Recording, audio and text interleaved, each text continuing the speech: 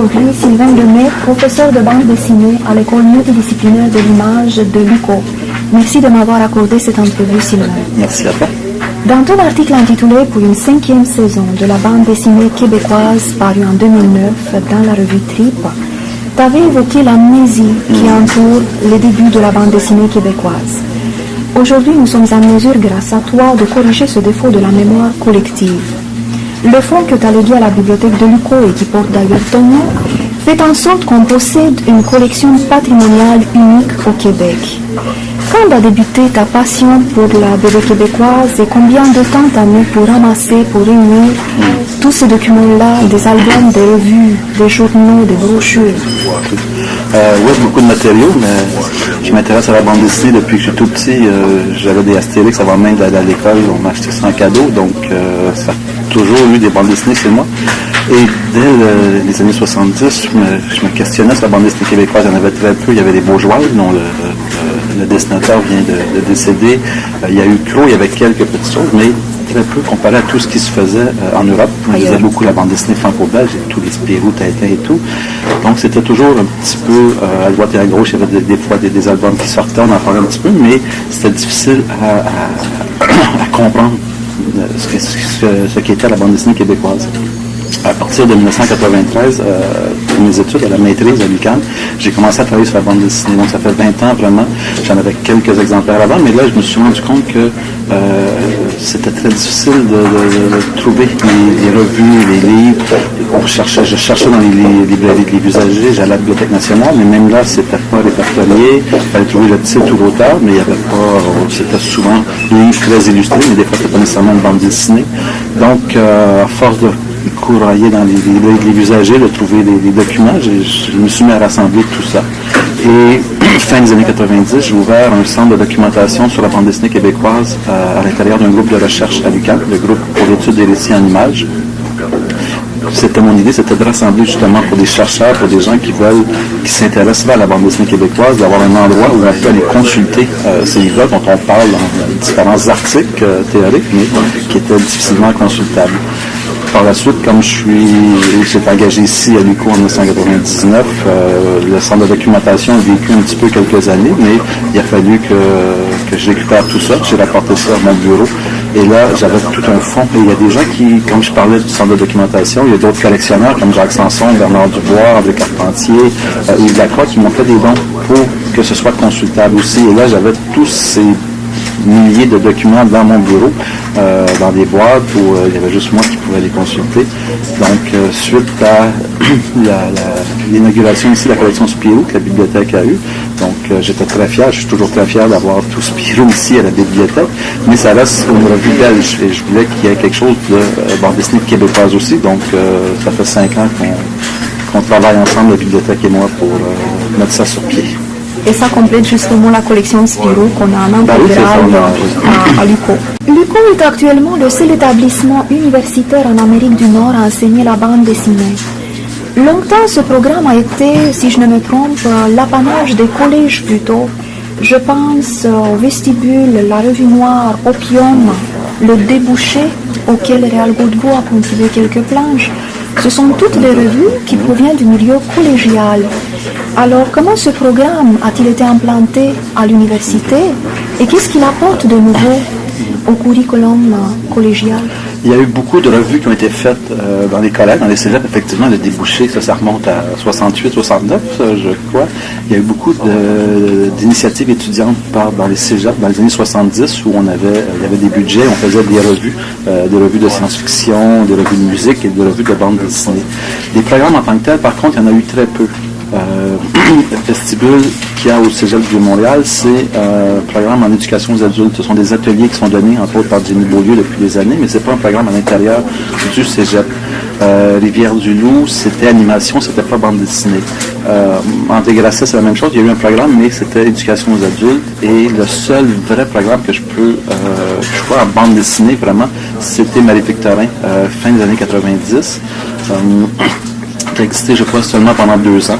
Et nous, on a ouvert en 99. On avait quelques étudiants, justement, les premiers venaient de Marie-Victorin.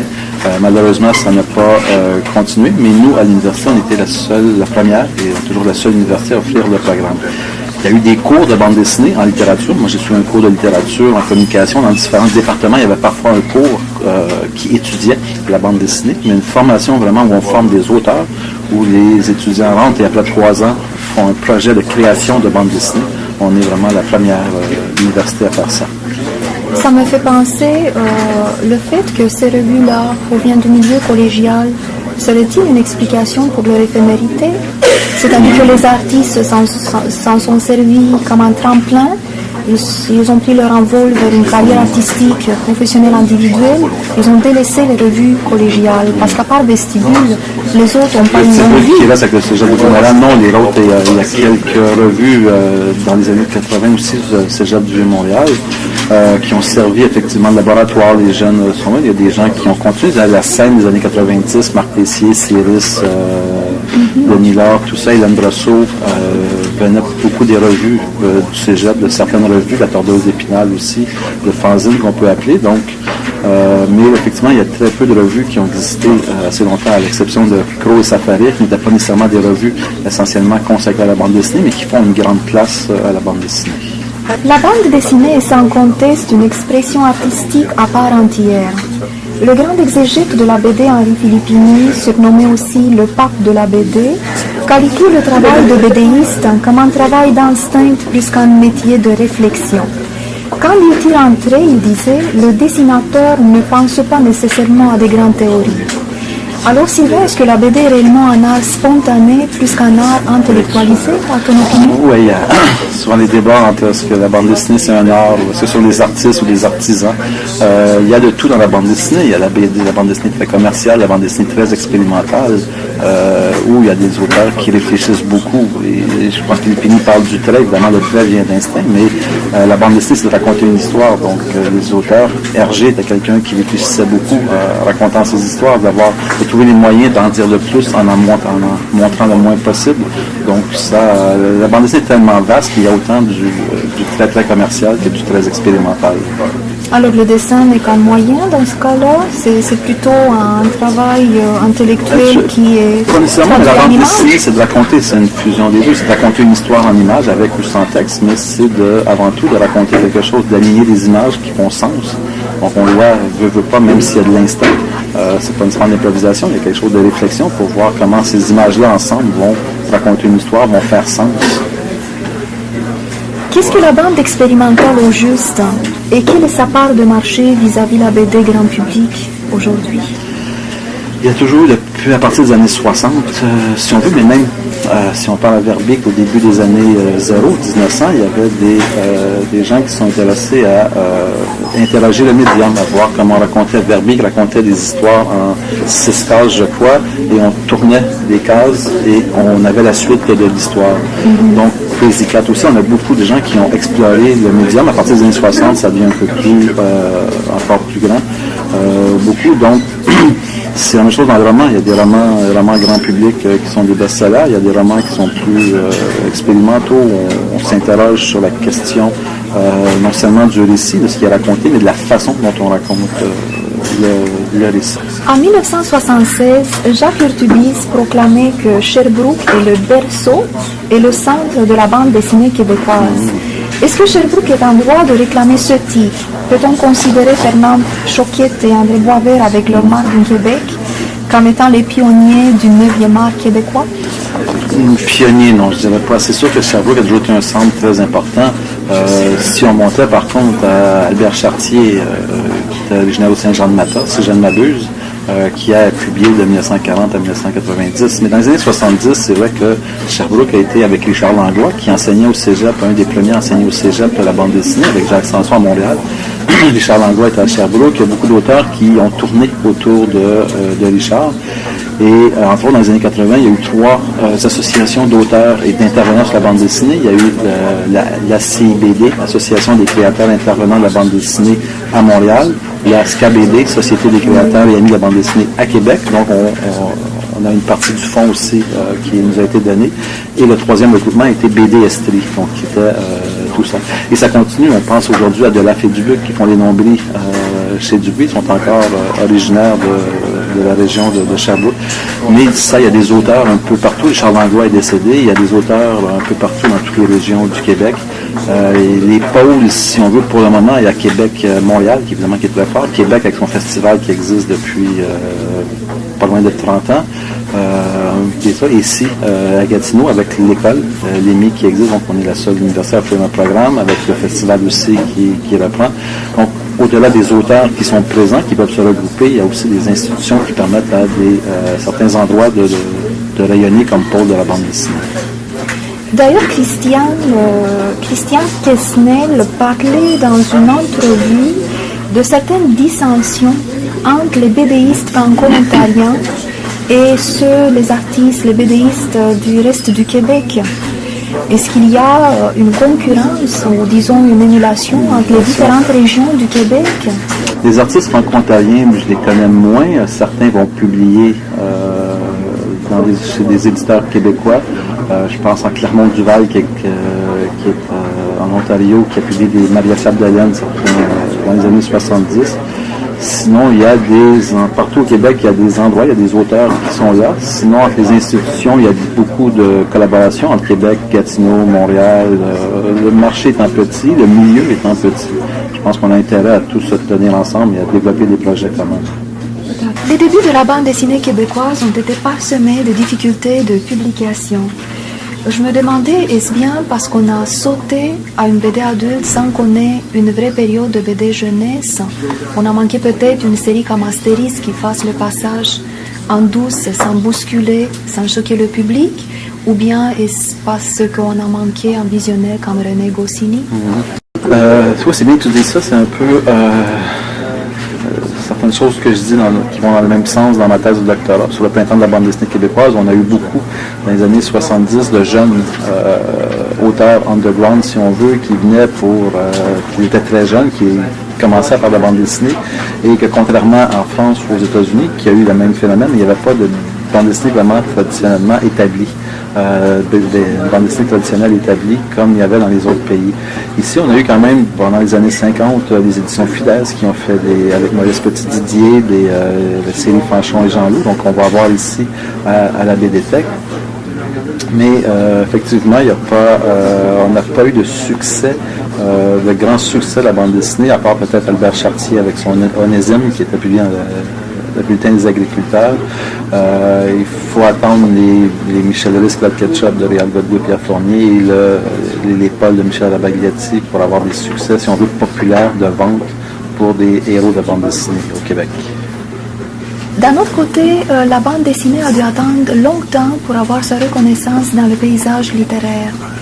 Est-ce qu'on peut identifier une BD qui sert de manifeste, qui proclame la présence indépendamment des autres formes artistiques?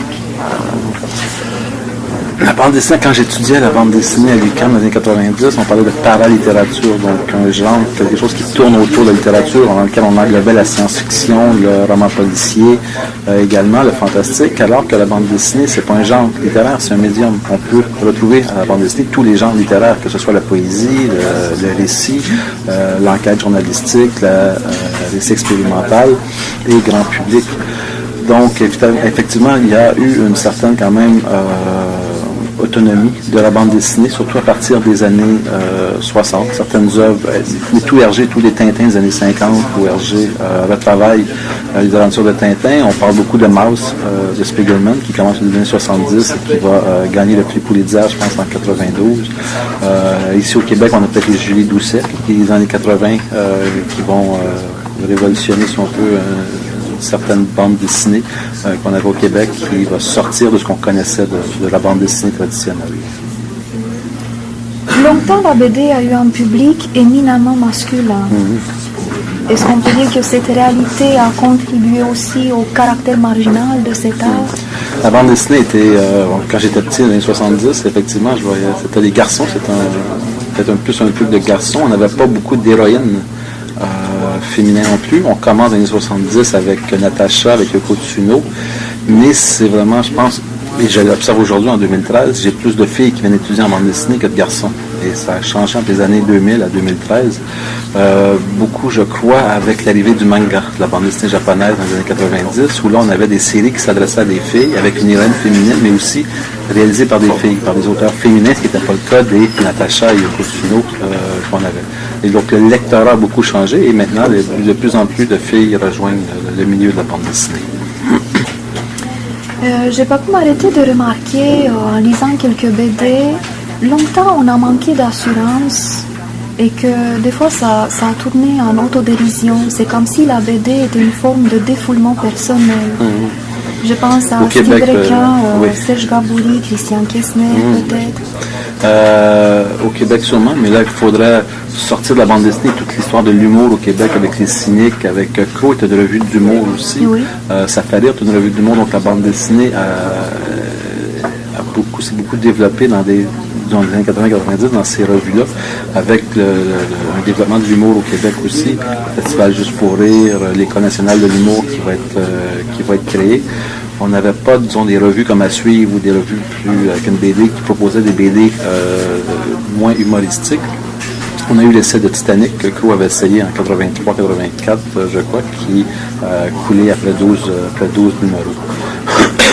Donc, effectivement, toutes les difficultés, si on veut, on parle d'un boom de bande dessinée, il y en a eu certains, ça c'est un peu en temps d'ici, ça monte, ça redescend, mais beaucoup d'auteurs au Québec ont créé des bandes dessinées à des périodes, à des moments où on parlait, on rejetait la bande dessinée québécoise, on s'en moquait, ou on disait qu'elle était inexistante de toute façon. Donc peut-être que oui, ça a peut-être joué sur les créateurs eux-mêmes. Si on parlait d'influence maintenant, on connaît bien les influences franco-belges ou des comics américaines sur les productions locales. Qu'en est-il de la perception, de la présence, de l'acclimatation de la BD québécoise à l'extérieur? Ces dernières années, on a quelques succès d'auteurs québécois à l'étranger. La série des Pauls de Michel Abagliati est traduite en je ne sais pas combien de langues. On a également les Nombris de La Fée du Buc, un des grands succès des éditions Dupuis, qui sont réalisés par un couple qui habite dans les cantons de l'Est. Et on a beaucoup d'auteurs qui vont travailler aussi directement pour les Européens ou pour le marché américain aussi.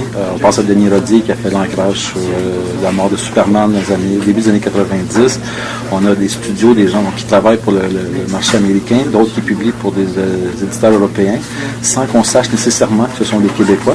Ils s'inscrivent, ce sont des dessinateurs, ils s'inscrivent. Je sais que, je me souviens, il y a quelques années, j'étais à Angoulême et on avait un kiosque pendant le festival des auteurs québécois et les gens ne comprenaient pas que les auteurs qui venaient signer étaient québécois parce qu'eux avaient lu, même Julie Doucet, on ne savait pas pourtant avec les titres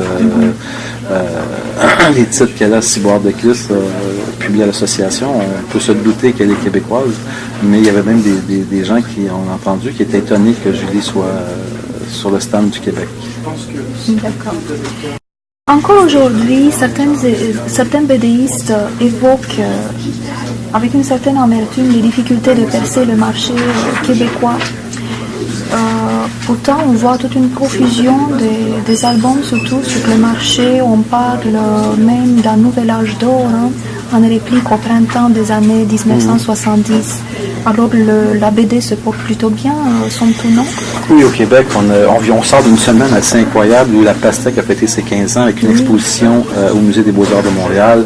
On a eu un lancement de bande dessinée ici avec l'Orchestre symphonique des Gatineau, donc le dernier livre de Christian Kennel sur Beethoven. On a la BDTech, le Festival de Gatineau, qui est relancé à la fin du mois de novembre avec l'exposition d'Iris. Donc, on a eu, et Le Devoir. Le Devoir est en fait un numéro spécial réalisé par des auteurs de bande dessinée. Et dans la Presse Plus, en fin de semaine, il y avait un gros dossier sur la bande dessinée québécoise. Donc, effectivement, il y a quelque chose qui existe. Il y a des éditeurs, ce qu'on n'avait pas auparavant, la Pastèque depuis 15 ans, avec un catalogue, avec un grand nombre de titres et surtout des titres de qualité. D'autres éditeurs qui existent, plus gros, plus petits, mais par rapport à la mauvaise tête, première ligne, quand des éditeurs qui commencent à avoir des catalogues assez imposants, des auteurs qui peuvent travailler pour le Québec ou pour l'extérieur, comme vous disiez tantôt, qui travaillent pour des éditeurs européens ou pour le marché américain. Cela dit, pour proposer une bande dessinée qui n'est vendue qu'au Québec, là, on est dans les problèmes que peut connaître aussi la littérature ou le cinéma si on ne s'exporte pas. Si le marché du Québec étant ce qu'il est, il est difficile de vivre de la bande dessinée sans réussir à s'exporter. Donc la plupart des auteurs vont vivre aussi en faisant de l'animation, de l'illustration, tout ça. Mais les chiffres de vente pour des livres qui ne sont vendus qu'au Québec, les tirages ne sont pas assez importants, les ventes ne peuvent pas être assez importantes pour bien en vivre. On parle même des adaptations au grand écran. Oui, Michel plusieurs projets avec Paul, on attend. Il y a les nombrils aussi. Les nombrils, oui. Je ne sais pas si en dessin animé ou avec... Il y a quelques semaines, on parlait dans les médias d'une adaptation au grand écran. En dessin animé ou avec des personnages, des acteurs. Je sais qu'il y a Red Ketchup qu'on parle aussi, qui est dans les tiroirs quelque part chez des producteurs. Ah, donc, oui, ça fait des années déjà qu'on parle de Paul, d'une adaptation. Tu es maintenant pour en finir avec Novembre, auteur de BD. Par ailleurs, ce volume a été en lice pour plusieurs prix. Est-ce qu'il y a d'autres projets à l'horizon pour toi? Oui, si le travail et les enfants me le permettent, on va finir. Le prochain livre devrait, en fait, le moment est prévu, s'il n'y a pas de retard, pour l'automne prochain, automne 2014, donc un nouveau avec André Saint-Georges, avec qui j'ai fait Plan final avec Novembre. Et pour essayer d'être plus rapide aussi, j'ai commencé un autre projet avec un autre dessinateur aussi pour essayer de sortir des livres plus rapidement. Il faut suivre ça en 2014. Oui. Comment tu vois l'avenir de la BD québécoise dans le contexte du virage numérique? Évidemment, c'est quelque chose qui a touché la musique de façon très forte il y a plusieurs années. La littérature aussi, ça change la façon de distribuer les livres, de rejoindre le public, la mise en marché du produit, si on veut, que ce soit le roman ou la bande dessinée, est amené à changer. Pour l'instant, il y a quand même du positif, c'est-à-dire qu'il y a beaucoup d'auteurs qui travaillent sur des blogs, qui vont mettre leur bande dessinée, donc ils peuvent rejoindre un public et avoir la rétroaction plus rapidement que donc ce qu'on avait auparavant, c'était des revues. Les éditeurs avaient des revues, donc ils pouvaient essayer des auteurs, essayer une série, s'ils voyaient que ça fonctionnait avec les référendums, lancer des albums. Maintenant, les auteurs, la plupart ont leur blog, mettent ça, il y a des succès qu'ils voient. Iris, qui a commencé à publier son blog, a été repéré par un éditeur, une chronique générale, et même le Stitcha, la série qu'elle fait avec Zion, a été publiée en Europe et était d'abord faite sur un blog. Donc il y a pour ça une façon de faire du marketing, de se voir, de vendre aussi, de faire voir les œuvres. Pour le reste, pour ce qui est de la distribution même sur tablette, tout ça, là, c'est un peu... Ça, je suis un peu un dinosaure dans ce volet-là. Moi, je suis encore attaché au papier. C'est pour ça que la traditionnelle, fait que pour moi, la BDTech est je suis plus historien et je m'intéresse beaucoup au papier, à la senteur, à l'odeur des vieilles bandes dessinées. En tant que bibliothécaire, je suis aussi inquiète. Ça va poser des problèmes en termes d'acquisition. Si le numérique prend le pas sur le papier, ça sera vraiment difficile de compléter notre BDTech. Il va falloir s'adapter, essayer de voir, mais c'est sûr que la musique a pris le virage de façon un peu difficile, donc on va essayer de voir pour la bande dessinée s'il y a moyen de prendre ce virage-là plus adéquatement. Quel est le message que tu aimerais transmettre aux artistes intéressés à suivre la formation en BD à l'ENI? Message que je transmettrai à ceux qui veulent venir étudier chez nous, évidemment, je dirais qu'on est la meilleure formation universelle au Québec, du fait qu'on est la seule. Sérieusement, je crois qu'il y a quelque chose qui se passe ici, c'est qu'on permet une certaine émulation, permet de rassembler des gens qui vont étudier la bande dessinée pendant 3 ans, avec d'autres étudiants qui ont les mêmes passions. Donc auparavant, on disait souvent les jeunes allaient étudier en design graphique, en art visuel, on les disait non mais faites pas de bande dessinée, il faut faire de l'art abstrait, faut faire ça c'est trop bande dessinée, alors qu'ici au contraire, on favorise donc ces étudiants-là on parle de 40 et 60 étudiants qu'on a en bande dessinée les 3 années et en contact avec des professeurs aussi, des chargés de cours, une équipe dynamique. Donc ça permet pendant 3 ans de se baigner complètement dans le milieu de la bande dessinée. Ce qu'on ne peut pas faire ailleurs. Non. Ça